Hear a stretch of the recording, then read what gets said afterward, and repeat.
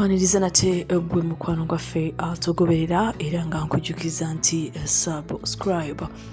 Podets Chief of Defence Forces General Muhoozi Kainerugaba Kyaddaaki avuddeyo n'ayanukula Kyagulanyi Ssentamu oluvannyuma lw'okubanga Kyagulanyi Ssentamu mu interview gye yabaddeko ku BBC World News omukulu yagenze maaso n'okubanga akakasa n'agamba nti atajja kubanga achalenjinga President Museveni mu kooti, wabula omukulu yagenze maaso n'okubanga asaba bannayuganda beeyiwe ku nguudo bagende maaso n'okubanga beekalakaasa nga bawakanya ebyavudde mu kulonda. Kakati oluvannyuma lw'ebigambo bino omukulu General Muhoozi Kainerugaba avuddeyo n'amwanukula mu bukambwe obungi n'amusaba n'amugamba nti bw'abanga agyewulira ajje.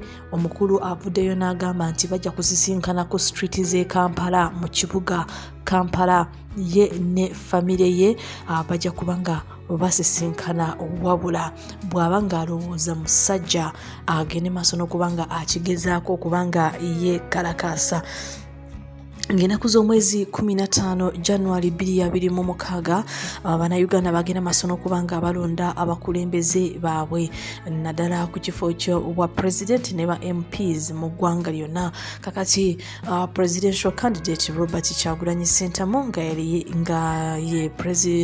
nga yakwatidde ekibiina ekya National Unity Platform bendera mu kalulu kano ak'omwaka guno omwezi guno. Mu kalulu akawedde Kyagulanyi Ssentamu yakwata ekifo ekyokubiri nga President Museveni yawangula akalulu kano n'obutundu 71.6%. Kakati omukulu Kyagulanyi Ssentamu yavuddeyo n'awakanya ebyavudde mu kulonda ng'agamba nti akalulu kano kabaddemu vulugu mungi, mwabaddemu ekibba akalulu, mwabaddemu katemba mungi, mwabaddemu ebintu bingi ebiyinza okubanga bikakasa nti President Museveni teyawangudde akalulu kano. Kakati Kyagulanyi Ssentamu avuddeyo nate n'agamba nti tajja kuddamu kubanga achalenjinga Museveni mu kooti. Omukulu yavuddeyo ku interview gye yabaddeko ne ku BBC yagenze maaso n'okubanga agamba nti ekiriwo kati kyakwekalakaasa ku nguudo z'omu kibuga Kampala. Era omukulu Kyagulanyi Ssentamu ng'akyali mu dduka nga yeekwese oluvannyuma lw'okubanga ab'ebyokwerinda baasalako amaka ge. Kyagulanyi Ssentamu mu kwekweka kwe yavuddeyo mu interview ne BBC n'agamba nti ajja kubanga yeekalakaasa awamu n'okusaba bannayuganda ogenda maaso n'okubanga beeyiwa ku nguudo mu ngeri ey'okulaga obutali bumativu mu byavudde mu kulonda. Ye General Muhoozi Kainerugaba avuddeyo n'ayongera okulabula abo bonna abeetantala abaagala okubanga batabangula emirembe mu ggwanga lino erya Uganda. General Muhoozi Kainerugaba avuddeyo n'agamba nti omwaka guno kisanja hakuna mchezo, ekisanja kino tekijja kubaamu omuzanyo gwonna. Omukulu Muhoozi Kainerugaba ku mukutu gwe ogwa X avuddeyo n'agamba nti omwaka guno gujja kuba muwanvu ate gujja kuba muzibu nnyo. Abo bonna abalowooza nti eggwanga lino teryesobola bajja kukigwako. Muhoozi Kainerugaba bino abyogedde ng'alaga akatambi akalimu ennyonyi ennwanyi, ennyonyi ey'amagye aga UPDF, ng'ennyonyi zino zize zirabikako nga ziyingira ennwanyi zikozesebwa mu ntalo mu mawanga agamu agalimu entalo. Ennyonyi zino zize zirabikako nga zikozesebwa ab'ebyokwerinda mu ngeri ey'okubanga bazikozesa mu kulwana oba okukuba omulabe okulaba nga bawangula olutalo. Kakati ennyonyi eno omukulu General Muhoozi Kainerugaba avuddeyo n'agiraga ensi n'akakasa n'agamba nti omuntu yenna agezaako kubanga yeetantala okutabangula emirembe mu ggwanga lino erya Uganda ajja kubanga akigwako.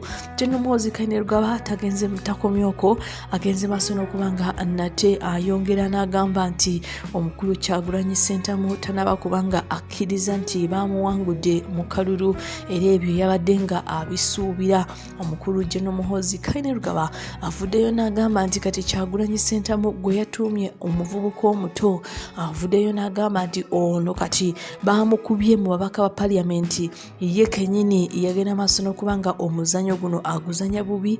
Ababaka be abanene abandi badde nga bamuwanguza mu kalulu kano yagenda maaso n'okubanga abamakadi n'abagoba kakati omukulu Muhoozi Kainerugaba avudde n'agamba nti kati Kyagulanyi Ssentamu ali mu kuzannya omuzannyo gwa politics ogutategerekeka, omuzannyo ogwa nkwekankwekula. Kakati omukulu avuddeyo n'agamba nti byonna abikole naye nga bamwetegekedde mu kazannyo kano kali mu kuzannya. Era omukulu General Muhoozi Kainerugaba avuddeyo n'ayogera ku byokwekweka kwa Kyagulanyi Ssentamu. Avuddeyo n'agamba nti ab'ebyokwerinda bamanyi bulungi nti Kyagulanyi Ssentamu ali mu muzannyo ogw'okwekweka naye nga bamanyi bulungi gy'ali, bamanyi bulungi byonna by'ali mukola, wabula tebasobola kubanga bamukwatako essaawa zino. Wabula Muhoozi Kainerugaba avuddeyo nate n'ayongera okubanga alabula abo bonna abaagala okubanga baprovokinga ab'ebyokwerinda oba abasoomooza ab'ebyokwerinda.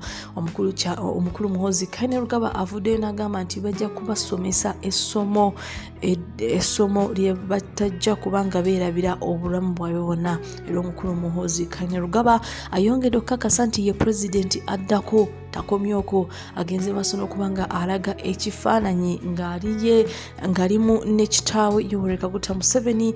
Era omukulu agambye nti trust the process, essaawa yonna ye pulezidenti addako mu ggwanga lino erya Uganda. Stay tuned.